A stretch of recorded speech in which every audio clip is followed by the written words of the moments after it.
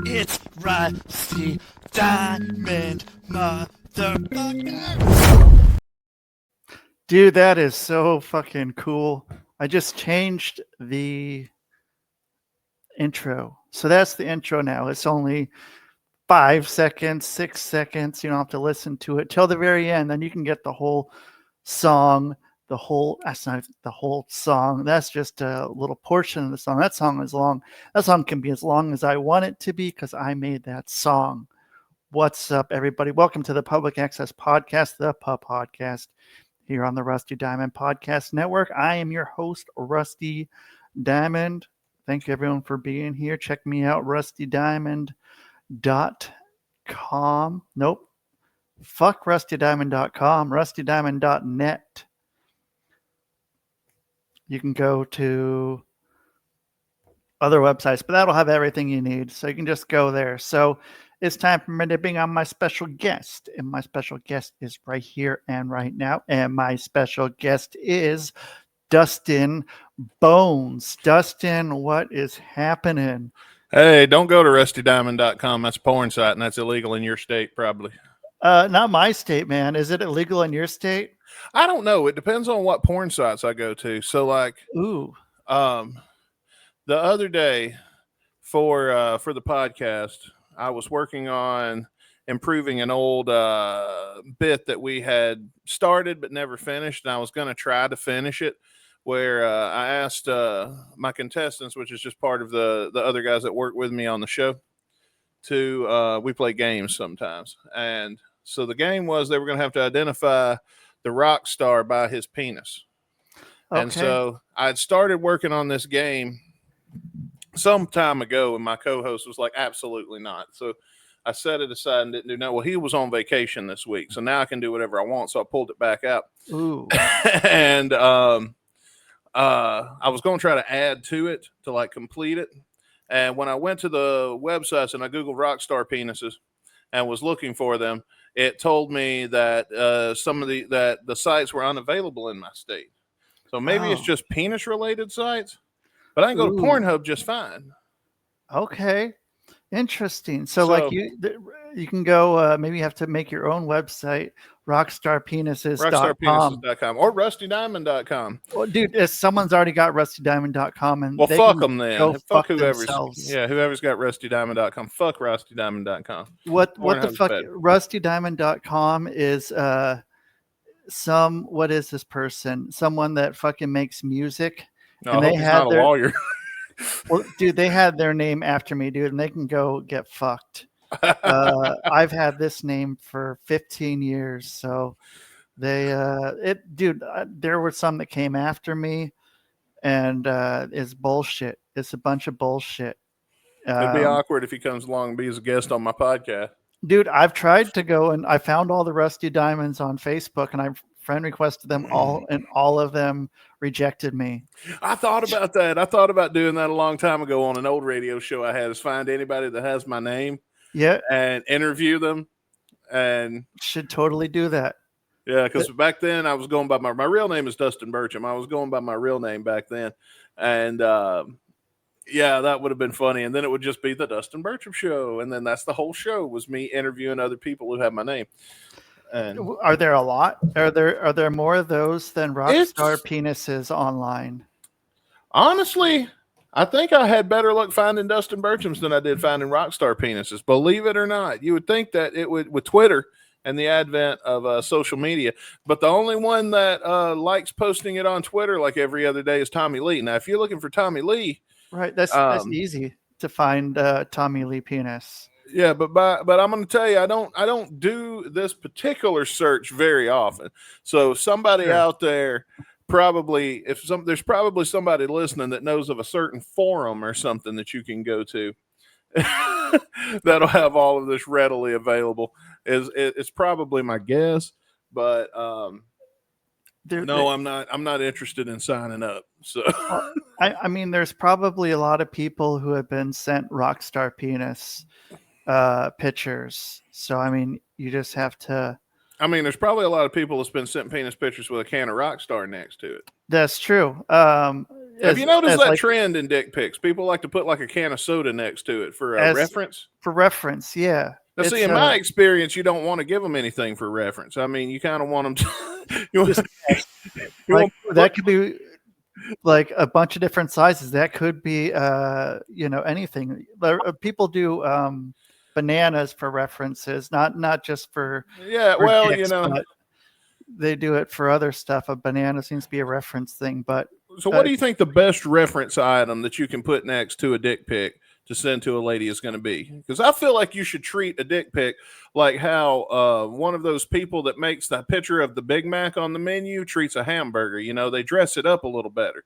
Right. You know but what I'm mean, saying? Yeah, there is some tricks to it though as well. I mean, like there's probably some sort of glue or something with the cheese where it's like with the pizza, when they pull it apart, they use Elmer's glue to make it a little more. Yeah, I know that, but things like that. But see, that's things you can do. Why has somebody not taken their knowledge of this and put it toward when they're going to send a dick pic? Because I think advertising is highly important to the success of any endeavor. Right. And if this is the method that you're going, you're obviously, if you're going to send a girl a dick pic in the first place, especially unsolicited, you're obviously going the same route as when you open the mailbox and you got those coupons you didn't ask for from Burger King. But right. Those coupons always make the product look fantastic. But then you see a dick pic, it's always like dark and he's using the flash camera on his camera. I'm just saying, if fellas would take a little more pride in these and would, like treat it the way that advertiser treats taking a photo of his product, then I feel like the success rate would be a little higher, because I can't imagine anybody actually says yes to one of those. Right. I don't know if this has ever worked. Yeah, we think it's going to work time after time, and I don't know what the success rate is. I mean, the success rate could be higher than we think, and it's just not talked about. But we could also go with an AI kind of a thing. No, you don't want to go that route. They're going to get wise to that pretty soon. And you don't want to be the guy that sticks that, because then they're going to automatically think it's small. And that's why you're not sending a real one. Okay. So you don't want to do that either. That's the worst thing you can do.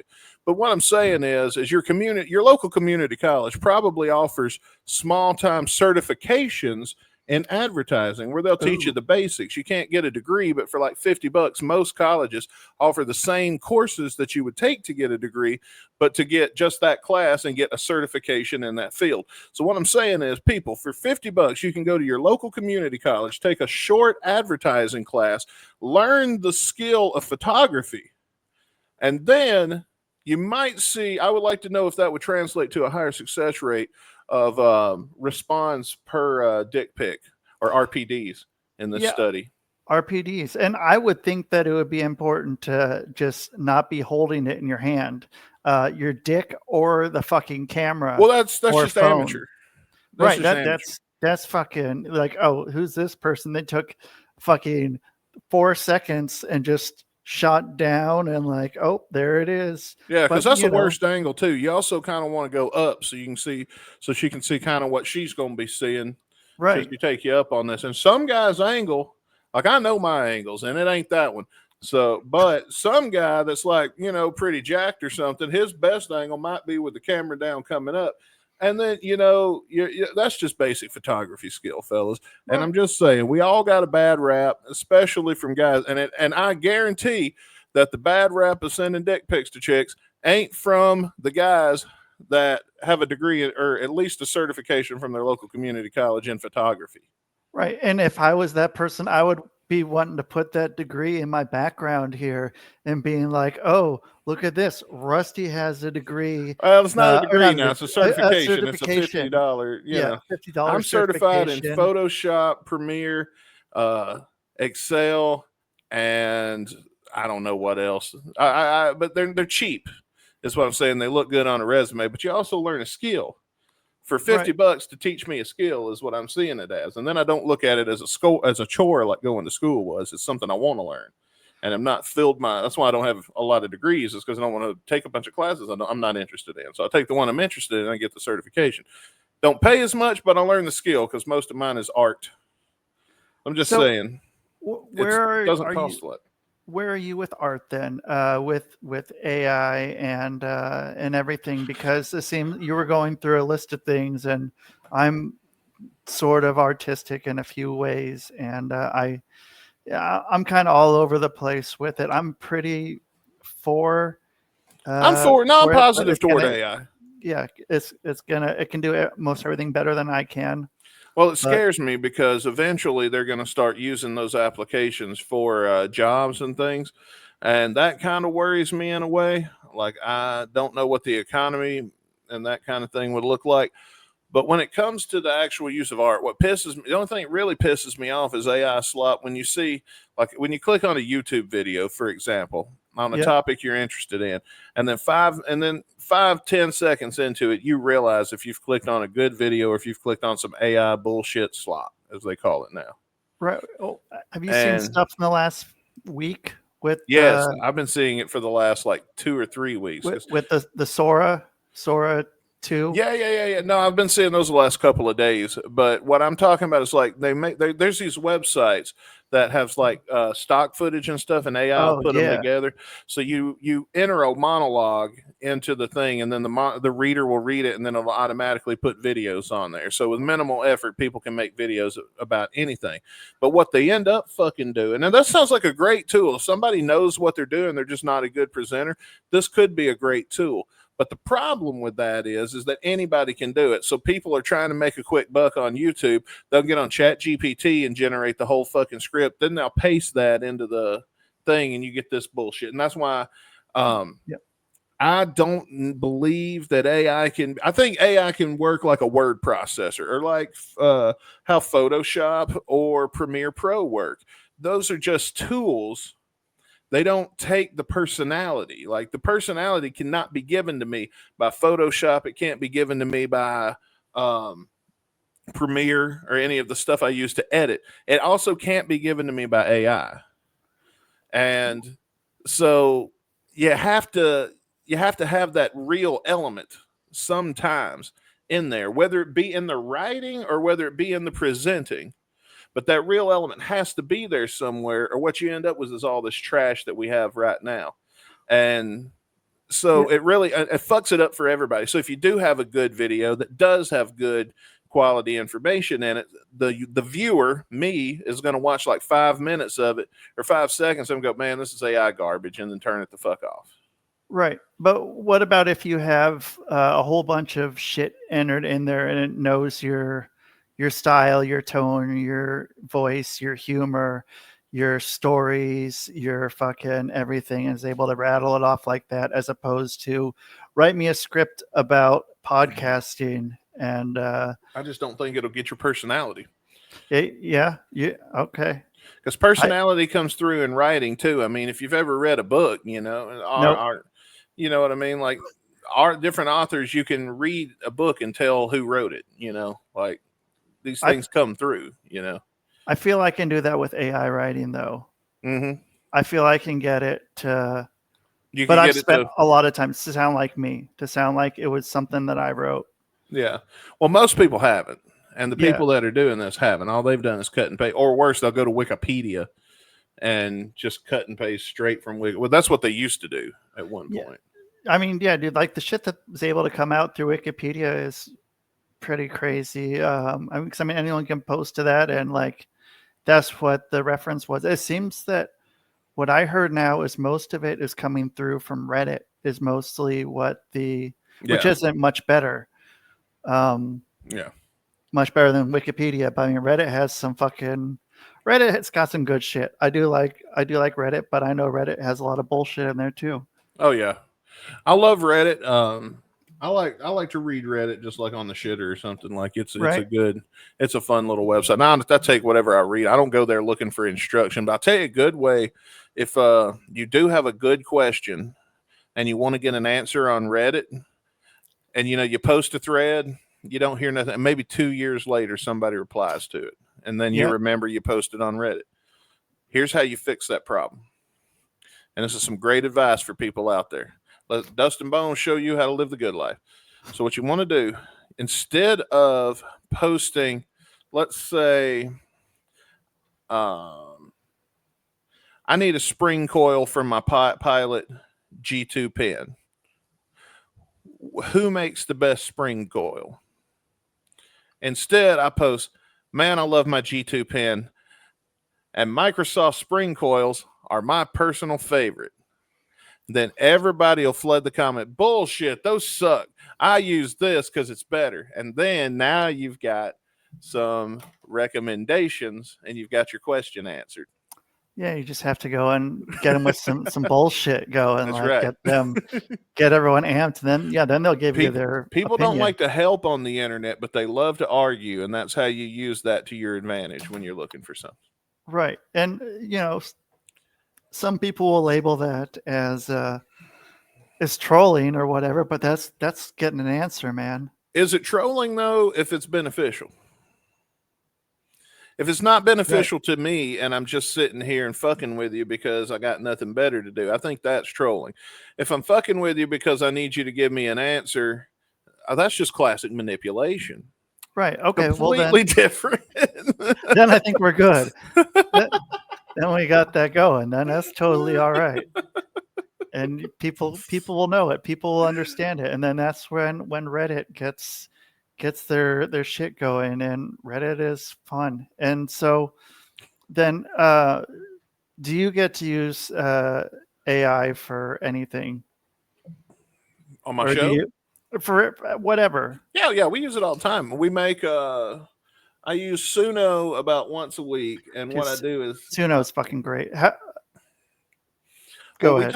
We talk music and we talk rock and roll, but we also are all football fans. But we don't want to talk too much football because I remember what it was like to not be a football fan at one point. You know what I mean? Yeah. And so if somebody's talking football and you ain't a fan, you don't want to hear it. But we end up talking a lot of football because we're on a fantasy league together, and sometimes the shit that goes on in our fantasy league is hilarious, and we bring it to the air. So to keep people interested and to keep it from being just us talking football for like 10 and 15 minutes where people want to tune out, one thing I like to do is I like to take all the stuff we're going to talk about that happened in football and write a song and then put it in Suno. So then I can write a sad song to make me feel sorry for myself that my fantasy team lost, or I can write like a punk rock fuck you song if I beat somebody. And but I also do this to myself. Like I mock myself when I lose in these as well because I'm a little behind the scenes. The rest of the fellas don't bring a lot of additional jokes to the thing. So if somebody's going to make fun of me with the internet and tools and gags and props, I have to provide those props to make fun of me with. So I do that. But what's your musical background? Are you a fan, or do you make music as well? I make music that I would say sounds great to me when I've been drinking on a Friday night, but I wouldn't do it in front of other people. Okay, and so how does that help you with your Suno prompt? Do you get to add some of those abilities to it, or do you keep it general? No, like, do you get I keep it general, but I write the lyrics. Okay. Because every time ChatGPT, I have tried to get ChatGPT to write lyrics in the past, and it just sucks. I don't know how to I don't know why when it comes out it sucks. Maybe it's because like I know even if I went in and wrote a prompt looking for something, I knew about what I kind of had envisioned, and it just doesn't give me that. And I just don't like it to write lyrics. I think it completely sucks. I can't even like do it like 5 or 6 times and then pick the best parts and edit them together because there just ain't nothing ever came out of it that I thought was good. So I do write the lyrics, but I mean, I write silly songs all the time. I just don't, they're not anything that I could probably record, make money off of, or anybody would want to hear. It's all songs about scratching my balls, fucking my girlfriend, my cat, what the fuck ever's going on at the time. Right. But, which people probably do want to hear about. No, I doubt that. I mean, there's something for everyone. They do end up on Guns and Radio sometimes if we need to kill time and we ain't got a lot of show. We feel like we're going to have more time at the end of the show. So sometimes to fill space, I'll play one of them. but it's usually as a last resort, and it's always something silly and shit like that. But when I do the football ones, um, you don't really know what's going to happen because we tape on Monday, so the whole fantasy thing ain't completely been set in stone. But Okay. we do have fun with it though. I mean, I use it for other things too. I use it for jingles, the fantasy rock draft thing that we put together when we draft things. The little jingle that plays at the front of it, I use it for that. Um, I get instrumentals off of it to use as background music when we make our vlogs. And Okay. So what do you type in there for that? Like when you want an instrumental background music for your vlog? well, if I'm making a vlog and I'm setting music to a scene, then I've already got the scene edited, and Okay. I know what the scene looks like, so I can see it, and then I can watch it a few times and go, what should be playing here? Like if, and what I always referenced in my head is if a real person made this, what would be playing here if I was watching this on TV?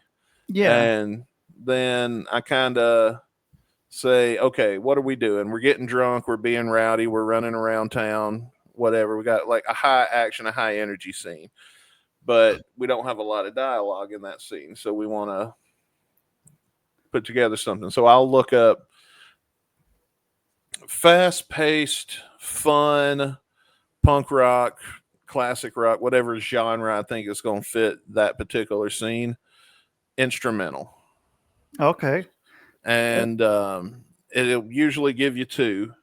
Now I'm only on the Right. free plan, So am I. which so I'm about to have to pay for it if I want to keep on doing this Wait, why do you have to pay for it? because they've started claiming them on YouTube. Oh shit. Yeah, so now I'm about Because to. But not for luckily, commercial. luckily I haven't done it since they switched on that that Yeah. bot.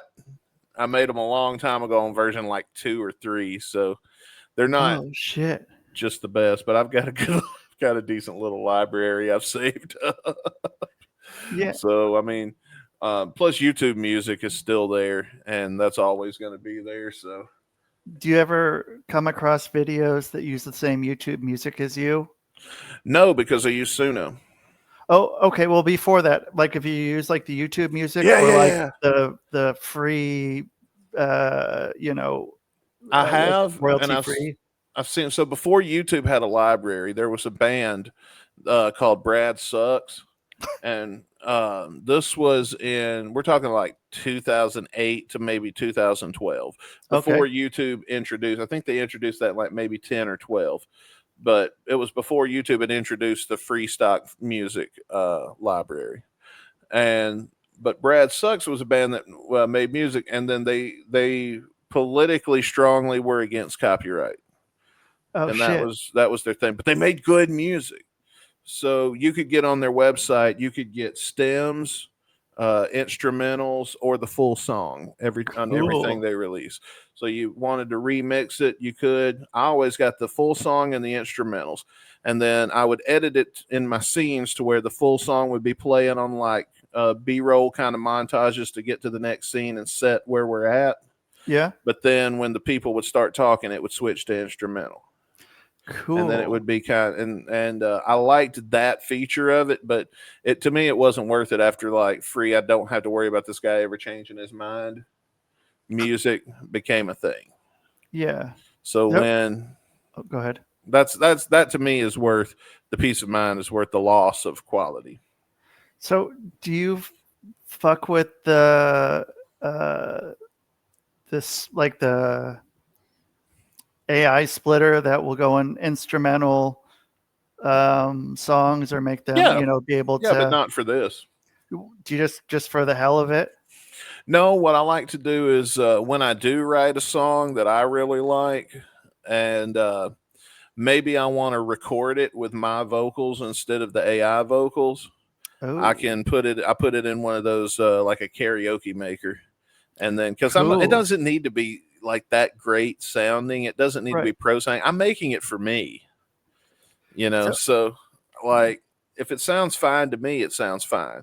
So sometimes I'll do that, and then I'll use those for that. But I do not release those versions. I keep those just for me. just because that's for me and my buddies when we're riding. All right, want to hear my song? Want to hear my That- silly song about shit in my drawers or something? That's what I was gonna say. Like, yeah, what are those for in the car for when you're I don't know riding why. around? I don't know why. It's because I get bored doing this and I want to do something else. I love music. I love rock and roll. I love writing silly ass fucking songs. I like writing real songs. I'm just not as good at it as I am stupid shit. So, So, how do you keep yourself, how do you keep yourself from going from one project to the other, or do you have to stop, or do you just go to the other when it happens? oh, dude, I'm so my ADHD is so out of control. Sure, same. I'll do something, and I've been but see, I've usually got like 3 or 4 projects, and Guns and Radio happens on a schedule, so Okay, that keeps me grounded and keeps me on focus. That it's kind of like, it's not really like a job, but it's kind of like a semi part-time job. right. Now, most of the stuff, like with the analytics and the descriptions and the writing and all of the bullshit that I hate as to do, if I had Yeah, my way, I would sit down, I'd do a show, somebody else would fuck with the rest of it, and I'd be same. done. But I don't have that kind of budget. So Yeah, what ends up happening is all that boring shit that I've got to do happens on the John or in spare time. And then the rest of the time, because if I've got conscious time that I want to put towards something, then it's going to be some other kind of artistic endeavor. But I've written. There was, we talked about wrestling. I see you got a WWF thing in the background there. oh yeah, dude, these are fucking. This is a fitted sheet. I Oh, got nice. yeah, fucking the other sheet made into a pair of pants. Oh, that's cool. I may have had that at one time. That's the old school too, because it's still got the F on it. Yeah, and dude, there was no fucking piss smell. Like, it was fucking great, dude. Like, I was so stoked on that. Like, dude, I'm like, oh my god, doesn't, because like I've been to the thrift store and I've fucking Yeah. found some cool shit and it smells like fucking old Yeah, piss. well, it's kids' sheets. They Right. pissed the sheets. Mom didn't want to wash them, so she donated Yeah, them to Goodwill. take them to Goodwill. Or she didn't probably do it that mischievously. She probably put it in the basket, never Yeah. got around to it, threw other shit on top of in the basket, and then took the whole basket to Goodwill one day. Right. with the 5-year, no, probably like 10-year-old piss stain. Probably. They got to marinate real good. Yeah, I never fucking got it out, and here it is, man. Oh, that's And funny. so, what? So, quick follow-up question before I go into wrestling.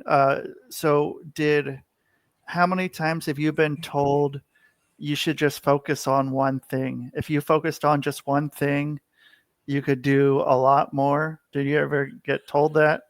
Yeah, but here's the thing. One, I get bored. 2, I need immediate gratification.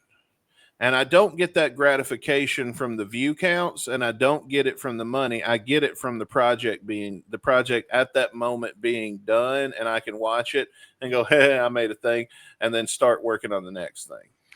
Yeah. You know what I'm saying? And if I focus on one thing, then I'm going to have to get into the weeds. I'm going to have to I got a job. I already do that. I focus on, even there, I work several different programs and things. So, I mean, I wear a lot of hats there too. So, I mean, I'm used to changing hats all day. So I change hats all day at work. Then I come home, I work on a song a little bit. I get bored with that. I work on the video a little bit. I get bored with that. I write the next bit for Guns and Radio. I get bored with that. I play video games. I get, or I edit together a best of that sits in the vault for 2 years and we don't ever use it because we didn't, So how's your repurposing? How much stuff? That's another one where it's like, dude, I would love to have someone, even like the AI ones. I don't even fucking like, I can have AI fucking make. Yeah, like Opus Clip. Now Opus Yep. Clip is bomb, but it just costs too much, and I'm po. So Yeah, I put a dude. lot of money into the podcast as it is, and I don't want to put any more into it. Not for what it makes. What's your lighting in there right now? What do you have going? It looks. Oh, you really want to see good. my set? You want to see my professional Yeah, setup? I do, man. Like mine, I'm transitioning here from what it was to what it is now. So what I have is my lamp from my old college dorm Ooh. pointed at a white bookshelf that's painted white so that the white will reflect. See how the white reflects across the bookshelf? Yeah. And then it projects onto me. And Yeah. that janky ghetto setup It looks amazing. it's because I'm too cheap to go buy $30 ring light.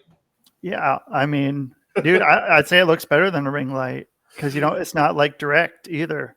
This desk that I'm using right now, if you notice, like my what do you thingy? My thingy monitor wobbles a lot. Yeah.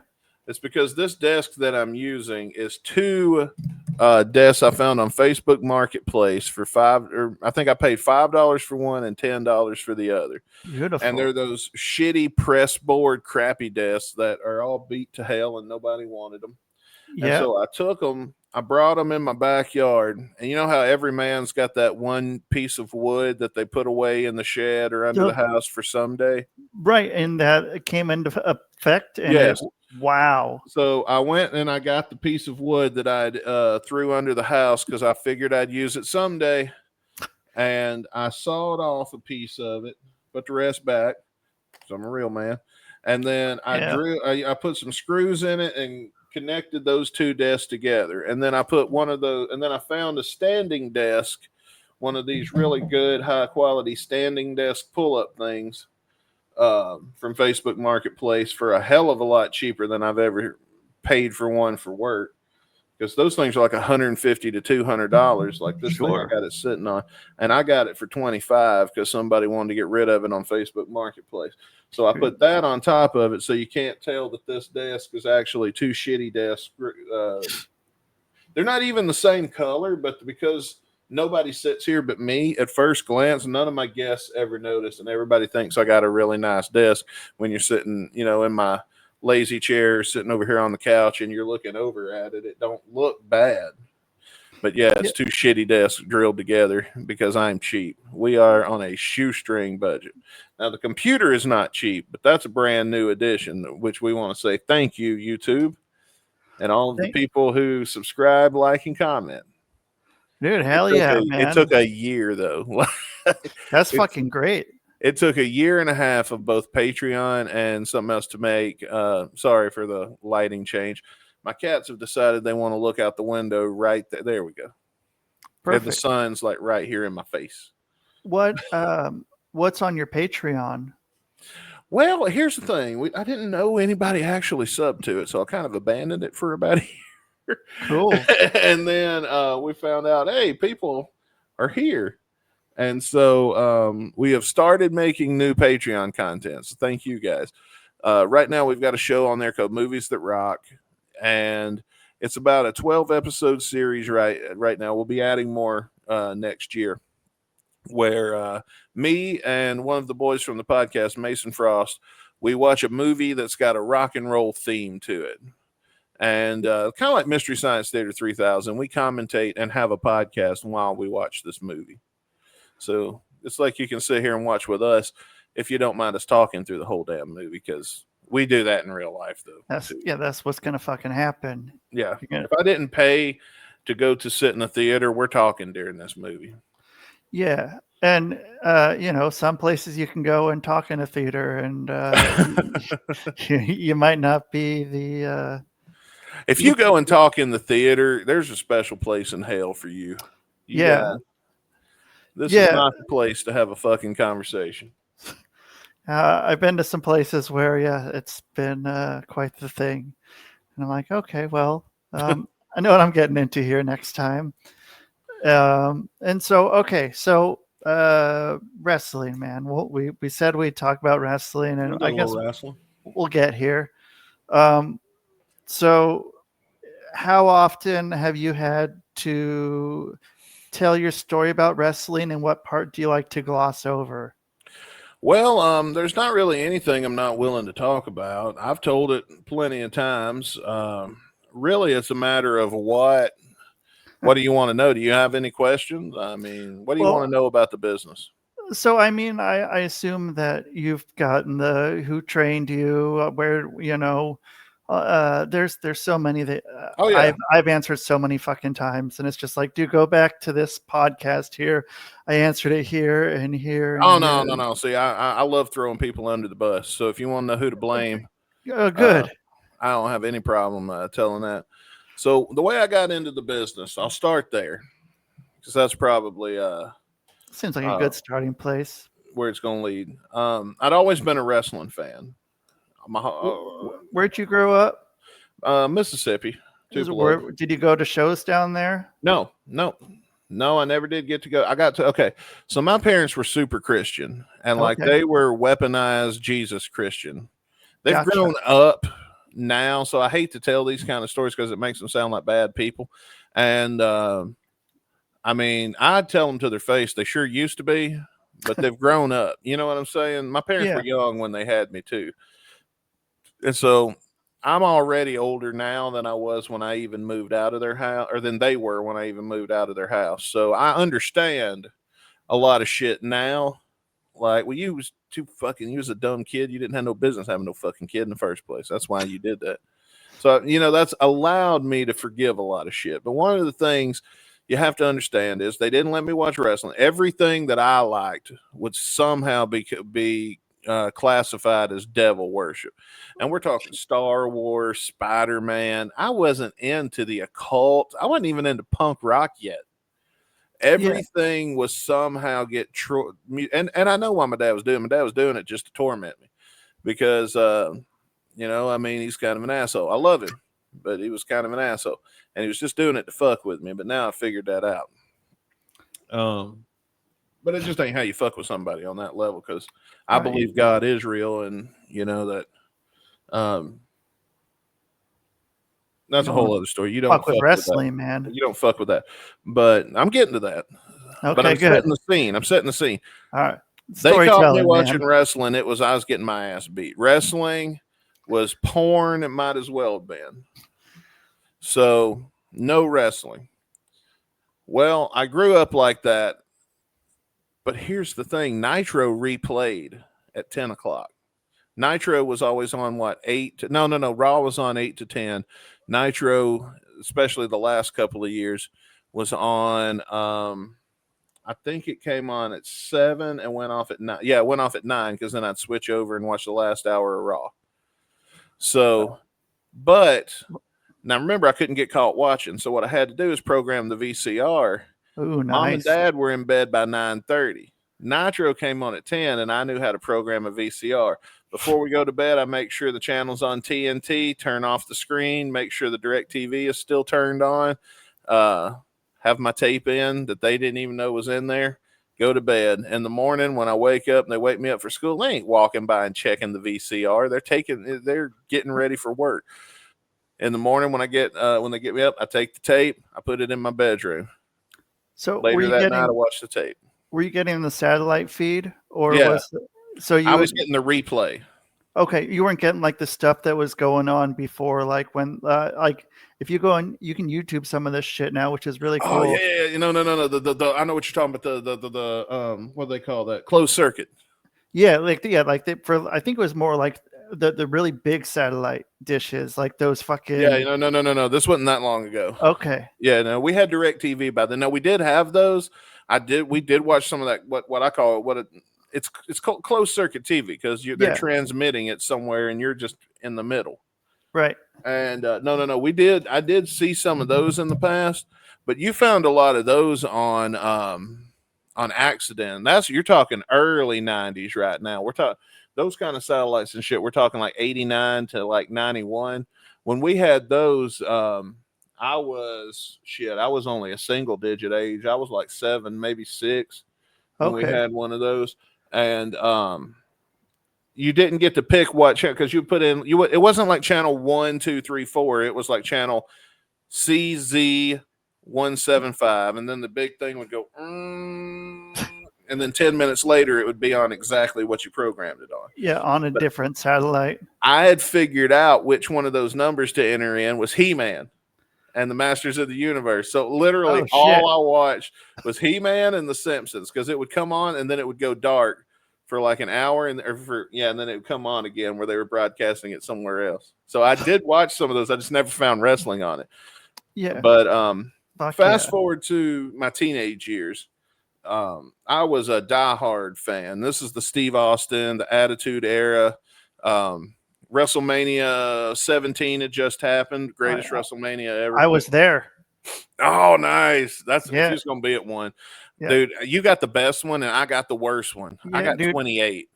20 wasn't okay. Yeah, 28 was not too great. What was the main event in where was 28? Do you that? remember? I don't even remember.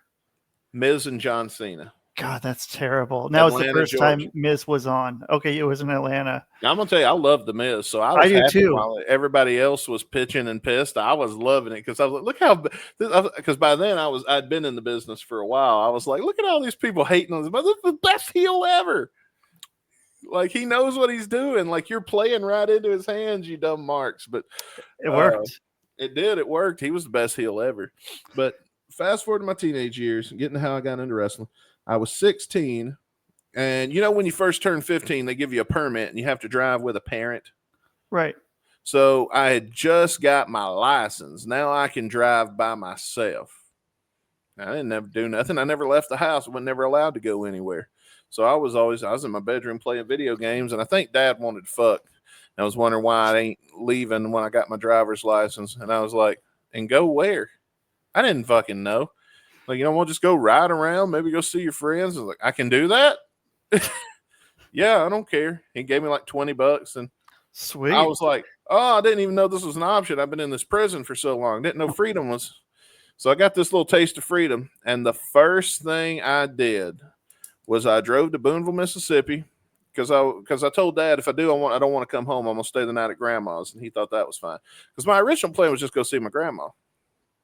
So I end up in Booneville, Mississippi, and I see the auction building because my dad and mom used to go to auctions back in the day, and I remember those being a lot of fun. Well, I got $20, so I run over to this auction, and maybe they'll have something cool pop up.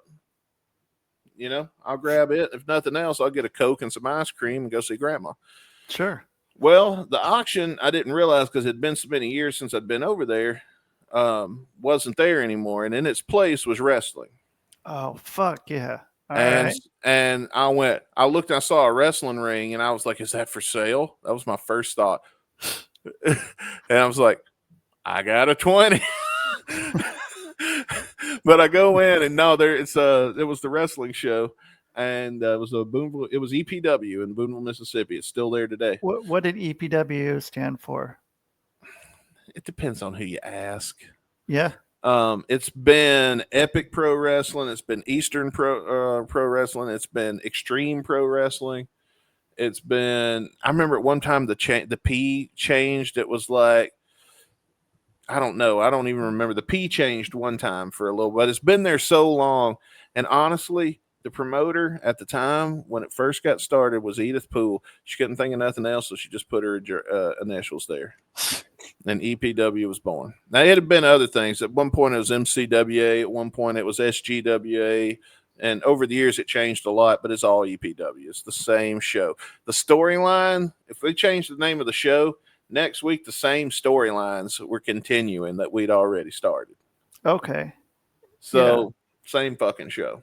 Yeah. I think EPW, the people that own it now, claim that it came out in like 2009, which I know that's bullshit because I was recording them and putting them on YouTube in like 2008. So that's not even true. But honestly, nobody fucking knows how long it had been there or what it stands for. And now I think they've officially licensed and trademarked it as Extreme. But I think they just say EPW and nobody cares. Yeah, all right. I mean, at the end of the day, I don't even know what the fuck it is now. It's like Dare. Dare doesn't stand for anything. You remember Dare? Yeah. You're around my age. Yeah. Now it's just called Dare, but it's about bullying. It's not about anything, and Dare doesn't stand for anything. Teach your kids to fight. That's the best. That's the best cure for a bully is a punch in the goddamn nose. Right. Yeah. People do need to get punched in the face. That's People need why to I get. don't believe in whipping your kids. I think if your kids need whipped, their friends will take care of that for you. Sure. Because I remember when I was a kid, I didn't learn a damn thing from some grown up beating me up. That was par for the course. When Right. I learned social skills was when another kid whipped my ass. Yep. And then you're like, okay, well, I guess I can't do that. I guess I need to check myself. You got in a fight before in school, right? Don't you Way always too. come out? Yeah. You come Too, out friends usually. right. Yes. Same with wrestling. Yeah, I mean, well, so going back to that night I went and I had a really good time, by the way, at EPW. That my first night there, I thought this was the greatest thing ever. It was only $5. Fuck I yeah. left. I came in with 20 and I left with like 10, $11 in my pocket after concessions and everything. So I was like, this is pretty good. Daddy gave me some money. I even get to keep some of it. And I was there till 10 o'clock at night. So I mean, it kept me out of trouble, which is what the Sure. goal was. And honestly, is the reason they started it in the first place, was so that because the people that started it are a pretty decent sized family. Yeah. And it was to give the kids something to do so they wouldn't go out and fucking smoke weed and get drunk and drive and shit. Great. And so that's how it really started, was just to keep the kids. It more EPW was more efficient than the fucking Dare program because it actually worked. Right. Like if you did get high in the parking lot at intermission, you'd be sober by the time we got done with you. Yeah. But so the next week I came in and that week I was like, that was so much fun. I buzzed on that show all week long because I was like, I'm going back. I'm going back Saturday night. I can't wait. This is going to be awesome. So I was like, all the week long, I was like, man, I want to be a part of that. How can I do that? It's like, I bet I could bullshit my way in. So I came up with a scheme and I borrowed my mom's camera. Wrestling. I got on, dude, I was a carny before I even knew that was a thing. Me too. So I got on my dad's computer and I made a press pass.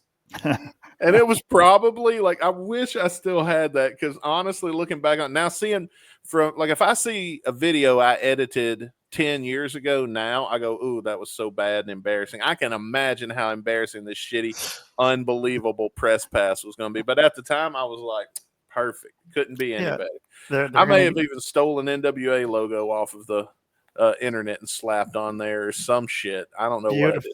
And I made a press pass. And then I put it inside of, the sleeves that you would put baseball cards in. Sure. So I put it inside of one of those. And then I had a lanyard that had the clip like this, like a bag of chips. And I clipped it onto that lanyard. And I walked backstage that day. Instead of coming in the front door and paying for a ticket, I saw where all the wrestlers were going in. And I walked in with my mom's camera around my neck. Didn't say shit to nobody. Nobody even noticed me walk in at first. And then I started ordering people around of where to go and pose, like I was supposed to be there. And then people did it. Like I was a 16-year-old kid. This was my second weekend driving on my own ever. And people, these big dudes that could stomp me in the ground, were dropping what they were doing and going over to where I told them to and posing for my pictures. And what was I ever going to do? I didn't fucking know, but I was in the show now. I was going to get to watch for free. That was my goal. Yeah. And sheep always have been. And so, so I was there. The show had started even, and I was over at ringside. I got through to the first intermission. I got through the first two matches at ringside taking photos. And and so I go backstage but now I'm getting cocky. I walk back through that curtain like I was some damn body. And when I walked through the curtain, I walked right into the man who was, let's just say he was a big fella. He had on wrestling tights and he was carrying the one of the big belts. He goes, "How you doing, son?" I'm like, "I'm good, sir. How are you?" And he's like, "Good. You get some good pictures?" I was like, "Yes, sir, I did." And he goes, "Good. Who hired you to come in tonight?" I said, "What do you mean?" He goes, "Who brought you in?" And I said, "The promoter did." He goes, "Oh, yeah, I'm the promoter, kid." And I said, No, wouldn't you? He goes, are you supposed to be here? I was like, yeah, I got my press pass. And he goes, and he took one look at that and he goes, uh-huh. Come with me. And he took me to the security guard and they escorted me out. So I was like, that was the end of that. It was fun while it lasted. I tried. I got one good night. I was like, that'll be funny. They didn't tell me not to come back when they kicked me out. So Oh, sure, man. They want another $5 at the gate, man. So I'm like, well, next week I'll pay to get in. So, which I did, by the way. I was there the very next week, having paid once again to get in the door. And at the time, do you remember Angel Fire? Sure do. Yeah, dude. That was where everyone was uploading their pictures. Yeah. So I got on Angel Fire and I just dumped all the photos. And then some of the wrestlers had given me their contact information so they could get the photos for their shit. Whatever. Absolutely. It wasn't a lot of people doing that back then. It was hard to fucking get promo pictures. So they wanted them for other purposes and they'd pose for them in their gear. And, and it wasn't like I had a professional camera. I had my mom's camera. It was better than what I could afford, but it was probably like maybe a $150 camera at best. So I took the pictures, I put them on Angel Fire, and then I just sent the link to a bunch of people. But I'd also put my contact info on it, my phone, which was my grandma's phone number, and shit. So I got a phone call. My grandma called me one day and said somebody had called me. She didn't get the whole message. All she heard was something about some pictures, and I forgot about it. I was like, "Fucking some pictures." Nobody called about it. Somebody called me wanting a picture of what? Like, I stole the picture? What are you talking about? I don't know. Like, I'd forgotten this whole thing had ever happened by that point. And she was like, some man called here asking for you about you coming and taking some pictures of something. And so I was like, I didn't take any. I'm thinking it's some creep caught somebody that they thought was me, photographing around their, because we didn't have smartphones at the time. Right. So, like a person taking photographs in public was a strange thing. So I didn't know what the fuck was talking about. So I was like, okay, I'll call them and I'll sort it out. I'll figure out what it was. It was the promoter that had kicked me out calling me, asking me if I'll come back and take some more pictures. Shit. So that led to me maintaining their website. That led to me deciding I wanted to train. That led to them training me and me getting a concussion and quitting on the first day. You didn't make it past day one. What was the move? Just a back bump. Was it like just doing a back bump, or were you doing a back bump? The first thing they teach you is the flat back bump. Sure. And it was just a fat black bump. Didn't tuck your chin. Yeah, no. And when I did, I hit hard, and I'd never had a concussion before then. Oh shit! Okay. So I didn't know what the fuck was going on. I didn't know. I thought I broke my neck, but they were all like, "No, you're good." And it wasn't like it is today, where you had a medic or somebody on standby. You had these boys that you didn't know. Had a medic on standby. That's fancy. And also, this is back when they would try to hurt you in training, right? Yeah. If you come back. Yep. So I didn't go back, but later on, I got in. I worked with them at EPW there for about the next, I want to say 4, maybe 5 years. I was there doing photographs and taking their stuff, and I'd been bugging them to be either a ring announcer or a commentator, and I kept getting told I didn't have the voice for it.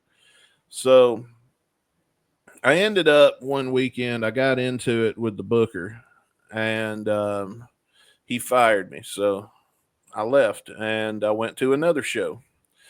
And at that show, they recognized me from EPW. Okay. So they brought me immediately backstage and was like, "Hey, what do you do?" They didn't know what I did, and I was like, "Oh, I'm a manager." And that's all the bullshit I wanted to do because I knew they were going to ask me to do something. It might as well have been something I wanted to do. Right. And they go, "Oh, you announced?" He goes, "The color commentator had no showed." Beautiful. So I did color, but I didn't know what I was doing. And they figured out I was lying because I didn't have the right. It's a different set of skills to do color commentary as it is to just cut promos. And I was just cutting promos on them. Establish a daily routine sure. where everyone knows. There we go. And So yeah, it kind of really fucked up. My first show, I kind of fucked up literally the whole show. But It's instead of learning. the promoter there said, well, the kid gets heat. He really pisses people off. He can talk. He's been talking for the last 2 fucking hours. And he goes, we're going to make you, we'll just use you as a manager. And so I was a manager. And then after the first night of being a manager, that was when I was like, okay, this is what I want to do. This is the one, you just know Yeah. that this is my thing. This is my thing I'm going to figure out and perfect. And, but they had also learned after that first show that I hadn't really went to training. And the Okay. booker said that if I was going to work on his show, I had to be trained. So I took my first bump in front of a crowd successfully before I ever took it in training. I would get hurt in training all the time. I hit my head all the time, and I couldn't bump worth of shit when we were in training. But then you would get me in front of the crowd, and I was fucking smooth. Yeah, that's how I was with an elbow. Just doing like an elbow drop. Like I couldn't fucking do it in training ever, and then I just fucking like go up and fucking turn and fucking drop it, and I was like, I don't know what made me do that, but Yeah, well, it's because you don't have time to think. right. Like when I'm in front of the audience and I'm cutting a promo, I'm standing next to a wrestler, we're performing, you ain't getting me. You're getting whoever that is. What's channeling through you at that moment. Yeah, I mean the things he does, says, acts, and even the way he walks and talks ain't the way I walk and talk. Like everything is different about that character. And that's all I know is how to explain it. I just walk through the curtain and it does it automatically, and then I come home. What do you do right before you walk through the curtain? Or what are you doing before you walk through the curtain? Well, usually I'm with somebody. I've been told I'm really annoying in the pod. Yeah. Everybody's got a different name for it. Some people call it gorilla. Some Gorilla. people call it the go position. Some people just call it the curtain. But you've got that curtain, then you got the curtain behind it, so they don't see in the locker room when you're coming in and out. If you're lucky. Yeah. So at a show that I'm gonna work anymore, you'll have right. You'll have a buffer zone. Yeah. This ain't the days of me working shitty warehouses and stuff. Yeah. Walmart parking lots. Those are done. Yeah. For sure. But when I'm standing in the buffer zone, I've been told I'm really annoying because I'll dance around and everything, especially while they're talking and we're waiting on our music to start. And I'll maybe fake punch the guy I'm with, or I'll talk about. So my goal is usually to get him to crack up and break character. Beautiful. And if I can get him to break character right on cue, is a little game I like to play with myself, is if I've got a guy that looks like the Undertaker and that's his whole character and he's never seen him, nobody's ever seen him smile. If I can break him and then immediately go out the curtain, that's one of my favorite things to do. It's an asshole dick move. But then their whole mind is opened up, and then that's when they're going to be the best because they're fucked. They're fucked at that moment, but they're going to be on. They're going to understand. Some guys will, yeah. Like some guy, and don't think it's ever fucking about it, but nothing more than that brief moment when you see them dropping the hair in their face or whatever. You know what I mean? Like if I see them doing that move where they put their head forward and their hair falls in their face, then I know I got them. Yeah. And that's what I'm looking for. But I've had several guys like that when I first got in, that was my favorite thing because I didn't know these people other than watching them when I was the kid in the crowd. I didn't, I got around them sometimes. I wasn't allowed in the locker room. I wouldn't, I wasn't around the places that they were at and stuff like that. So all I knew and had to go by most of these people when I first came in was the character that they played. And some of them, first off, none of them ended up actually being like that. But then to me, it was funny that this guy I watched every week never crack a smile, never seen him smile. Now I just seen him smile and I seen him put his hair in his face to cover it up. I know he's got a sense of humor now. I brought that out, and then I go through the curtain and we do our business, and then we come in the back. I'll take my ass chewing and That's one good thing I'm good at. I can take an ass chewing better than anybody. And what's your way to do that? Like, what's your you just agree. You just, if you're getting your ass chewed, you just agree. Apologize. You know, you're right. I shouldn't have done that. It won't happen again. And then because I mean, it ain't like I'm out there like purposefully hurting anybody or doing anything that causes harm or doing anything that hurts the show. Because when they watch the tapes back, they're not, it's not like I ruined anything. I just pissed you off at this particular time, and now I know that I've pissed you off at this particular time. Now I know what pushes your buttons, and all you've done is given me, shown me where the buttons were. Right, and so then I might dance around. And then that'll crack them up. And you know what I'm saying? Like the wrestling business is used to be. Now it's kind of like a fucking job, but the culture has changed since I got in. But no, that's basically it. That's how I got in. Was I went to EPW, pretended to be a photographer. Years later, pretended to be a manager or pretended to be an announcer. But no, I got trained and I finally was able to do it. But that was how they ended up getting me in the crowds. They got everybody at the fucking ringside to kind of yell at me, and we would do put on matches and stuff. All right, little small crowd in front of people, and then, but I didn't understand why I needed to be in there doing headlocks and shit like that anyway. Just there to fucking get heat. Yeah, I mean, I still don't. Yeah, but. I mean, I've taken my chops, my chair shots. I've been set on fire. I've been thrown through tacks. I've been thrown through barbed wire. I've been wrapped in barbed wire and thrown through a table. I've been thrown off the top of a concession stand. I've been thrown off of been thrown into a popcorn machine. I've been naked in front of a crowd. I've been covered in mustard in front of a crowd. I've been tarred and feathered. I've had, you go. That's what you got to do. I mean. But it's funny, and the hard part then is like while everybody's laughing, not laughing along, because I know this is like when I know I'm getting a good reaction, but I got to stay in character to still be mad.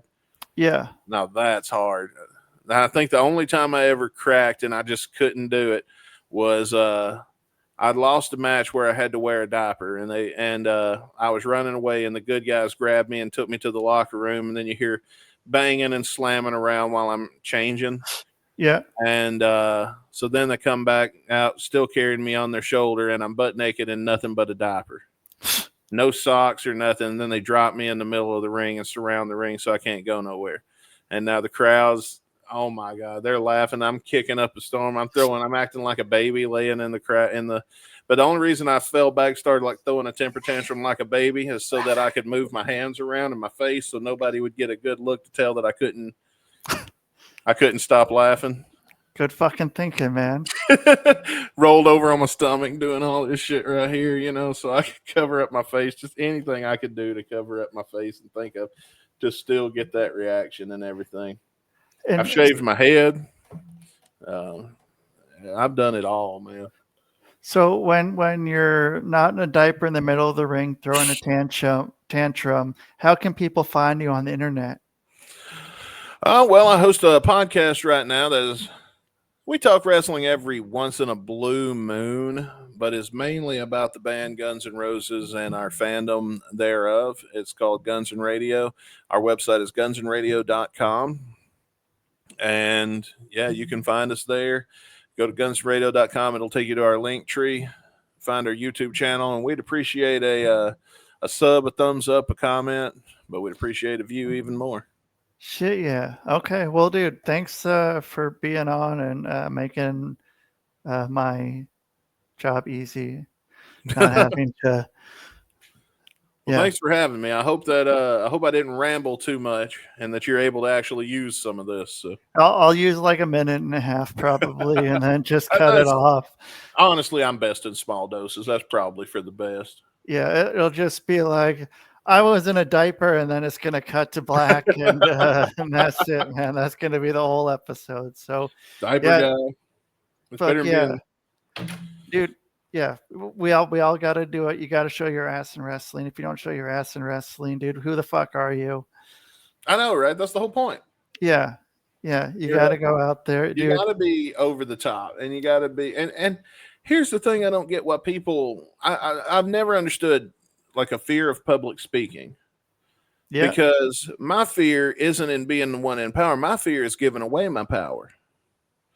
And I feel like I am way more reserved and nervous and even a little anxious in a small social gathering of about like 6 or 7 friends where I don't know everybody. Maybe I got 2 friends in that group and don't know anybody else. Like, Yeah. you know what I mean? I find those way more awkward and hard to deal with than being a bunch of people out in front of a bunch of people I don't know who sole purpose is to tell them a story, you know, like.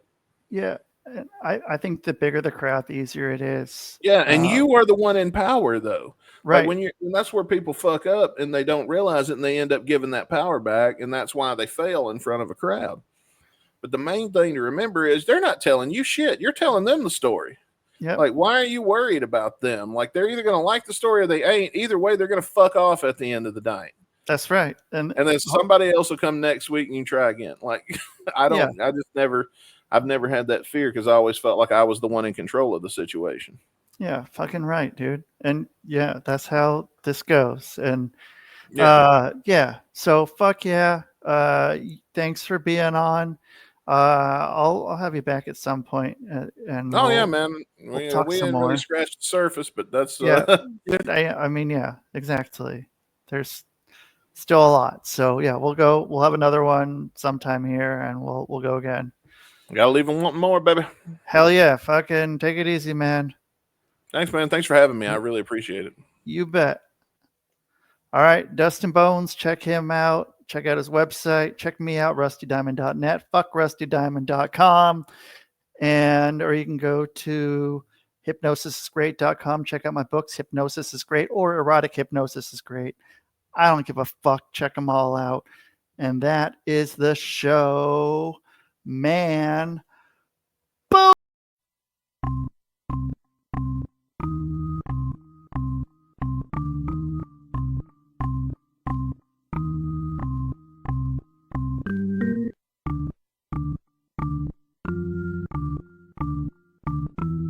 It's Rusty Diamond, motherfucker.